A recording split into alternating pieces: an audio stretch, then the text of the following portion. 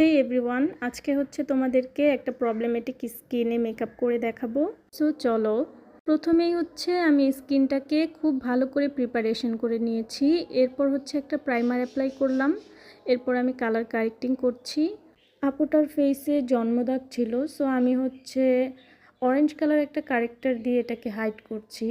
আমি এটা হাত দিয়ে করছি কারণ আমি হাত দিয়ে কাজ করতে কমফোর্টেবল। আপনারা চাইলে ব্রাশ ব্যবহার করতে পারেন। সো এরপর এটাকে হচ্ছে একটু ব্লেন্ড করে নিব। এরপর হচ্ছে আমি একটা স্টিক ফাউন্ডেশন ব্যবহার করছি। যেহেতু আপুর দাগটা অনেক গাঢ়, সেজন্য আমি হচ্ছে প্রথমে স্টিক ফাউন্ডেশন ইউজ করে তারপর হচ্ছে ফাউন্ডেশন অ্যাপ্লাই করব। প্রথমেই আমি স্টিকটা দিয়ে নিয়েছি, এরপর খুব সুন্দর করে ব্লেন্ড করছি।